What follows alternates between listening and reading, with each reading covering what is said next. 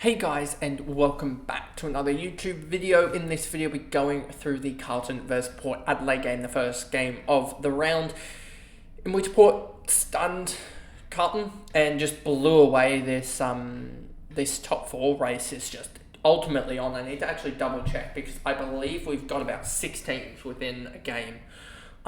You've got 6 teams here, 2nd through 7th at the moment, who are currently within 2 points of each other, 2 points and percentage. And then you've got a pack here of another, realistically, another 4 teams there within 2 points of one another and percentage. So, it's going to be quite a crazy game. There is a chance, quite realistically here, that Hawthorn overtakes Essendon into 8th place, which is what I thought would happen. But also, basically, all the results that I thought would happen occur, and it's set for the Carlton loss to Port Adelaide. And you just get a massive logjam here, where it's already looking like with 4 to play, or 5 to play, that we're going to have that 48 is already 7th place. 12 wins is already 7th place. So it is quite a logjam there, and I said that you needed 52 points to get in. It definitely looks like that now, with 8th place projected to be 52, 9th place projected to be 52 as well. So there is a team that might miss out on finals because of low percentage and getting 13 out of 23 wins. But anyway, before we jump into this video, remember to like and subscribe, turn the notification bell on so you know when I upload, and let's get into this video. So, Curnow 113. I've definitely thought about Curnow and getting him over Luke Jackson. I've thought about how can I get Butters, because I don't like his run in. If we just go to here quickly, where is Butters? Here he is. I put him on the bench and I actually played him in the end. I don't really like this run in here, where there's a potential of 3 tags here. How did he go against Freo last time? 117. Hasn't played Sydney this year, but he goes 64 against them. I know that's probably isn't fully indicative of how he goes against them, but there definitely is that chance of him not performing. And then, he doesn't go the greatest. That's venue stats, but doesn't go the greatest against Freo. So I'm definitely looking at potentially chopping him for like a Treloar. I just need to check. Treloar, Bontempelli. They have a quite similar run. We'll see.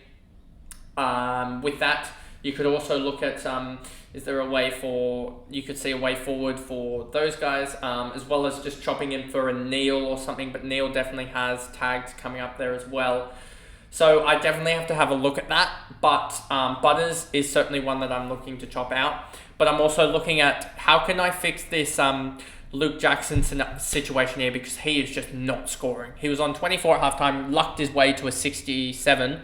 So I'm just going to need Curnow to pop up. So the only way I keep Luke Jackson after this week is honestly a Sean Darcy concussion. But he passed his concussion test and didn't even have one, I don't think. So, I'm thinking Curnow this week could be an actual goodbye. He's supposed to go up 25k to 639k. I could potentially do something with the likes of Curnow from Luke Jackson would give me about 90k spare. 90k on Zach Butters should get me to anyone. So, watch me in this space, potentially also to a Jack Steele. That could be a go. He's got Brisbane. He's got actually a really good run, Jack Steele. So I could go Jack Steele this week. What did he go against Brisbane? 74 last time against Brisbane, but he's in some form this week, this time of year. So, there is some avenues there with... I may even go Jack Steele the week after. I just need to find someone this week that's actually going to score really well. And then next week we get Jack Steele and stuff like that and move it on. But we just need to find someone this week.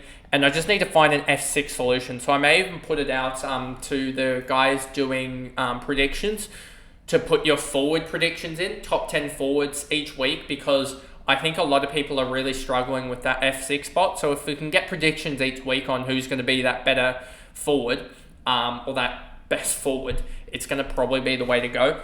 Newman 100 had a huge quarter. Outside of that, did nothing. Sam Walsh did really good, and then did his best ton evasion ever, 69, only beaten by someone else who went 70 and also missed 100 by more. We'll get to that in a couple of days' time. Elijah Holland's really good in the first quarter. I had him in Supercoach, and yeah, he was on about 50 at quarter time, and then big ton evasion here as well. Only got to 87. Hewitt Cripps, he just got stopped. He tried his best, but at the end of the day, you're going to get tags, you're going to cop tags, and best players are going to cop tags half the time, and this is what happens. McGovern, Kennedy, Pitnet, Wiedering, Kemp, Cottrell, no one else here really fancy relevant, and I don't think that they'll be fancy relevant in the future. Maybe Cowan is in the future, but I think that it would take quite a few pieces shuffling to make him fancy relevant, as I think he's more of a lockdown defender. Port Adelaide, Willem Daru here, 113. I thought he was pretty good. Just doesn't do this regularly enough. Same can be sort of said with Ollie Wines. Bourne Francis put on the biggest ton run I've ever seen with an 82 second half to try and catch up after a 17 first half. Like the complete opposite of Elijah Holland's. He just went off in the second half. Had in the end 23, 5 and 6 and a goal. If he doesn't concede 4 free kicks there, he goes and scores a 1-11.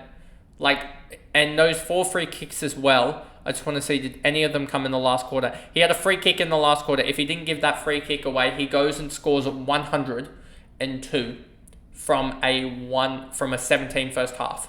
So just crazy numbers. Butters didn't really get off the chain. Only really got off the chain for about 10 minutes here. As you see here, like a 5-minute span here, where he goes and scores 14 points in 3.5 minutes. And then another span here where he gets off the chain for another 3 minutes where he scores another 13. And then another little bit here where he scores 5 and then 2 more. So yeah, he only really got off the chain for about 3 or 4 2-minute segments here. And he scores all his points. That's what it was. He really got tagged heavily. And between him and Rosie, they had a tag on the whole game. And that's an annoying thing with Chincotta because he's a damn good tagger as well. Sweet, 92. I'm intrigued to see how this will impact potentially Brodie Grundy. I'll have to look at the matchups, but who do Geelong play next week? Let me actually just double check that. They play Adelaide. I ain't going there. I ain't touching that. Brodie Grundy. Who do they play? Brisbane. That's a tough matchup anyway. Who